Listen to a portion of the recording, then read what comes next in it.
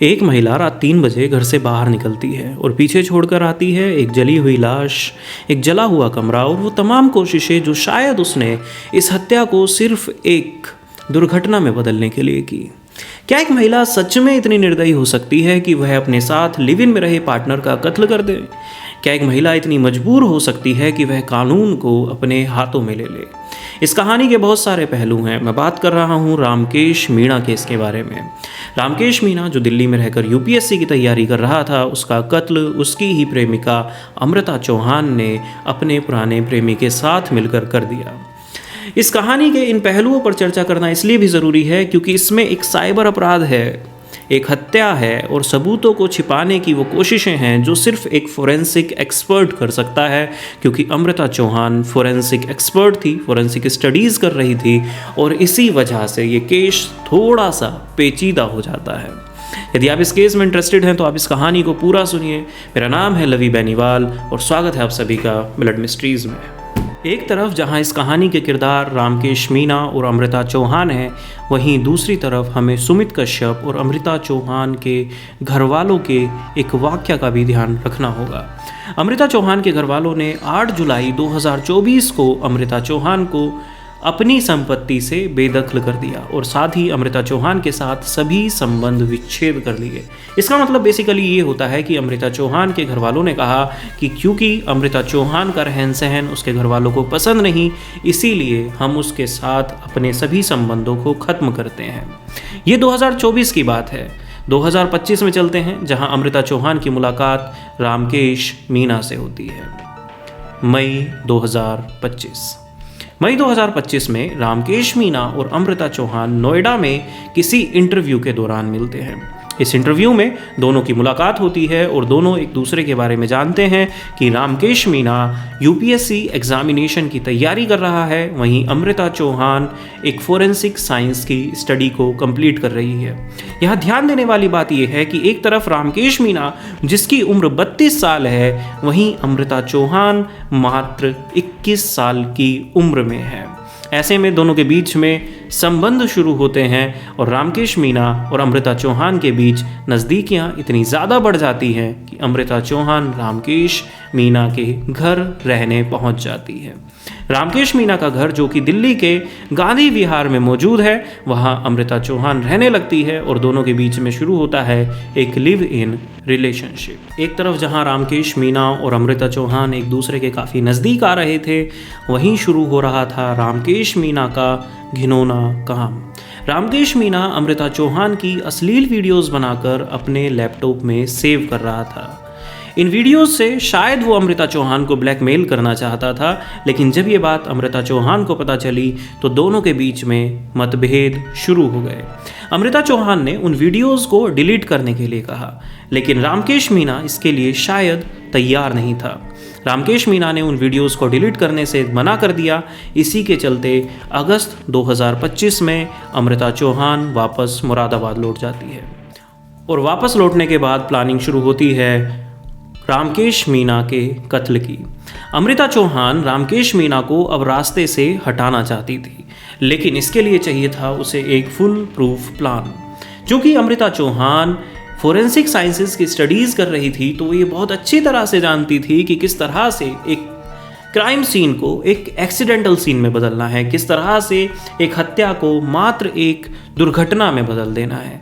लेकिन उसके लिए उसे सहायता चाहिए थी, उसे ज़रूरत थी अपने ही पुराने प्रेमी की, और उसने बुलाया सुमित कश्यप को। सुमित कश्यप जो मुरादाबाद में ही एक गैस एजेंसी चलाता है, उसका पुराना प्रेमी था। उसने उसका साथ देना, मुझे नहीं पता कि क्यों ज़रूरी समझा, लेकिन उसने उसका साथ दिया और दोनों लौट कर आते हैं दिल्ली। और ये घटना शुरू होती है 5 अक्टूबर 2025 को।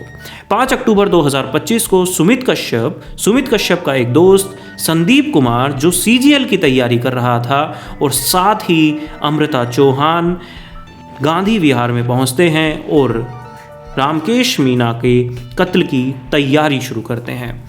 दोनों तीनों लोग रात को 2 बजे रामकेश मीणा के घर पहुंचते हैं। अमृता चौहान रामकेश मीणा को मैसेज कर ये बताती है कि मैं तुम्हारे फ्लैट पर तुमसे मिलने आ रही हूँ।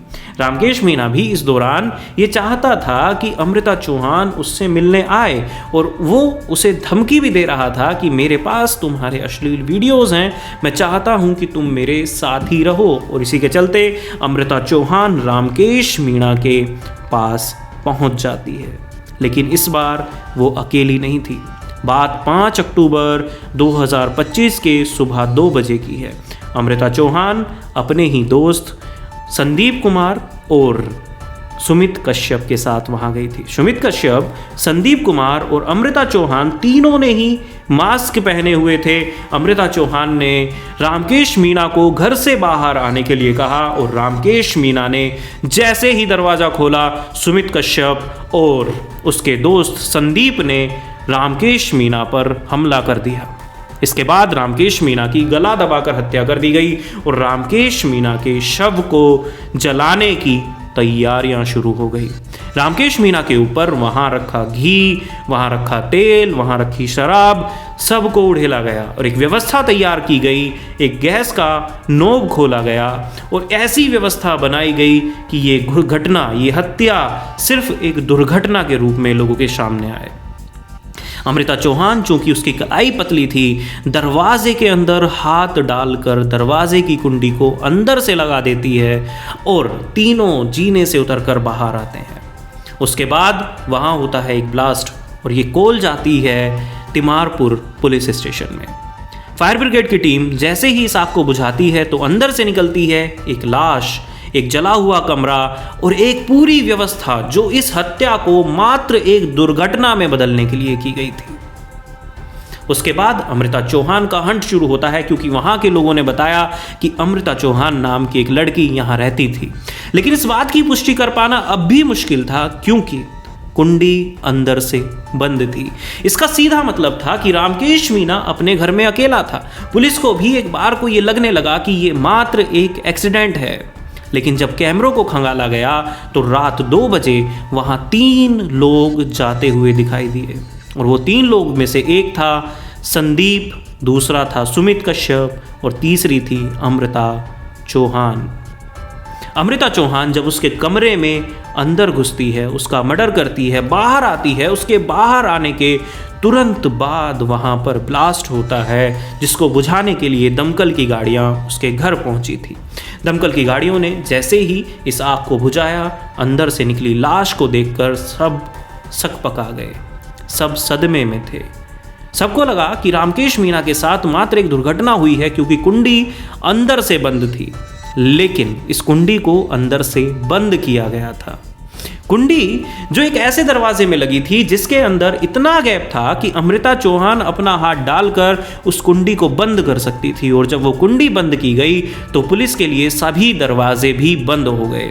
लेकिन अभी बाकी था तो पुलिस का अंतिम दाव। पुलिस ने CDR डिटेल्स निकाली, यानी कि कॉल डिटेल्स निकाली। इसी आधार पर अंदाजा लगाया गया कि अमृता चौहान हत्या के वक्त यहीं मौजूद थी। लेकिन अमृता चौहान इस बात को नकारती रही। हालांकि शुरुआत में अमृता चौहान का मोबाइल फ़ोन बंद था, लेकिन बाद में जब अमृता चौहान का मोबाइल फ़ोन स्विच ऑन हुआ तब पुलिस ने उससे बात की और अमृता चौहान ने इस बात को नकार दिया। लेकिन 12 दिन के मैन हंट के बाद अंत में अमृता चौहान पकड़ी गई और अमृता चौहान ने इन सभी बातों को फिर कबूल किया। उसने माना कि रामकेश मीणा के लैपटॉप में जितनी वीडियोस हैं उसमें से 14 वीडियोस दूसरी लड़कियों की हैं और 15वीं वीडियो मेरी है।